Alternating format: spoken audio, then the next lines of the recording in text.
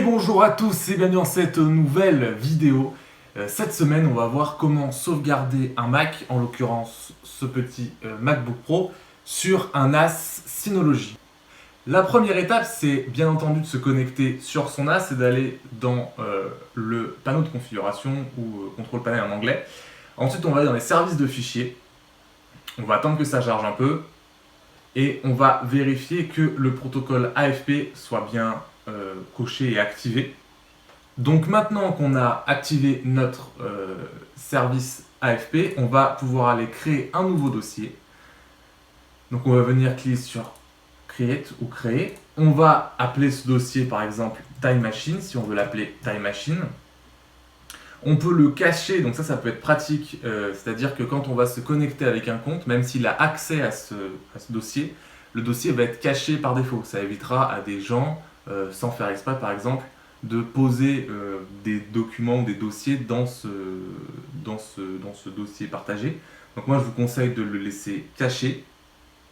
On peut bien entendu désactiver la corbeille parce qu'on s'en fout. On clique sur suivant, on ne va pas chiffrer le dossier, pourquoi? Parce qu'on peut tout simplement chiffrer directement les sauvegardes avec Time Machine et que c'est beaucoup plus simple à faire. Comme ça c'est chiffré au niveau du Mac et ça évite au NAS de s'embêter à chiffrer des données qui sont déjà chiffrées. Donc on fait suivant, on a donc bien un disque qui s'appelle Time Machine qui est créé sur ici donc notre volume 1 et qui est donc caché de l'explorateur de fichiers. On clique sur appliquer. Et donc maintenant, par défaut, il va nous demander qui a accès ou pas au dossier. Donc pour l'instant, on va donner l'accès à personne. On va donc cliquer sur OK. On va aller créer un nouvel utilisateur.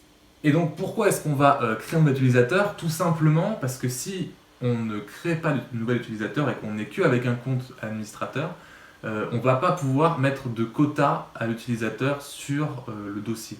Donc là, ce qui est important, c'est de créer un utilisateur, comme ça on met un quota à cet utilisateur qui sera utilisé que pour faire de la sauvegarde de Time Machine. Donc là, on va dire pour l'exemple qu'on va lui mettre un quota, je pense, de 750 Go ou quelque chose comme ça. Et du coup, notre sauvegarde Time Machine ne prendra jamais plus de 750 Go.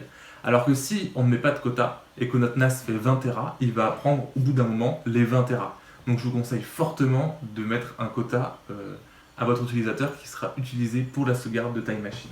Donc pour le nom là, on va pas s'embêter, on va l'appeler Time Machine. Donc on met dans le groupe User, on aurait pu aussi créer un compte Time Machine si on voulait, mais là on va faire ça assez simplement. Donc on met dans le groupe User. On va lui supprimer l'accès à tous les dossiers, sauf au dossier Time Machine ici qui nous intéresse, qu'on va mettre en lecture et en écriture. On va cliquer sur suivant. Et donc là, on va lui mettre un quota. Donc moi, j'ai dit qu'on allait lui mettre donc un quota de 750 gigas. Donc je clique sur suivant. On va cliquer sur suivant.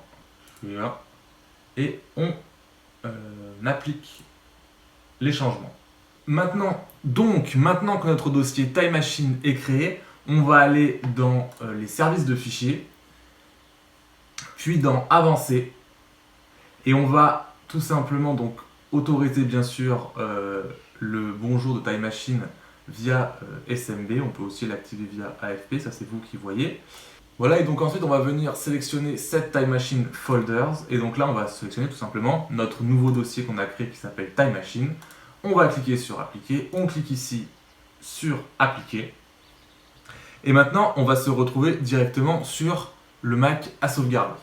Voilà, donc une fois qu'on est sur notre Mac qu'il va falloir qu'on sauvegarde, ça va être très simple. On va aller dans les préférences système, puis dans l'onglet Time Machine, on va cliquer sur choisir un disque de sauvegarde. Là on va voir donc le disque par exemple là, que j'ai pour mon MacBook et en même temps le nouveau qui s'appelle Time Machine qu'on vient de créer. On va donc cliquer dessus, on va cliquer sur chiffrer les sauvegardes, parce que ça c'est quand même assez important. Je vais cliquer sur utiliser ce disque. On nous demande donc de nous connecter avec l'utilisateur qu'on vient de créer juste à l'instant. Et ensuite, il va nous demander de rentrer un mot de passe, tout simplement pour chiffrer les données, pour pouvoir les récupérer, si un jour il faut récupérer les données pour avoir un nouveau Mac ou autre chose. Donc là, on tape un mot de passe. Voilà, et donc une fois qu'on a fait ça, on a donc notre Time Machine avec l'espace disponible qui est dessus. On voit que la prochaine sauvegarde va commencer dans 100 6 secondes. Et dans les options, on va pouvoir tout simplement enlever certains dossiers de la sauvegarde. Donc par exemple, on peut très bien se dire qu'on veut supprimer le dossier téléchargement. Donc je clique sur téléchargement et je viens exclure le dossier. Et donc là, voilà, je perds 33 mégas. Je clique sur enregistrer et c'est tout. Une fois qu'on a extrait le dossier qu'on ne voulait pas sauvegarder et qu'on a rentré ça, automatiquement, il y aura un backup qui sera fait toutes les heures et qui sera sauvegardé sur le NAS. Et bien sûr, dès qu'il est plus disponible, il ne sera pas fait. Et dès qu'il va redevenir disponible, le backup sera fait à nouveau. Voilà, j'espère que cette vidéo aura pu t'aider pour pouvoir backuper facilement ton Mac sur ton NAS et éviter de perdre des données un peu bêtement. Et moi, je te dis à la semaine prochaine pour une nouvelle vidéo.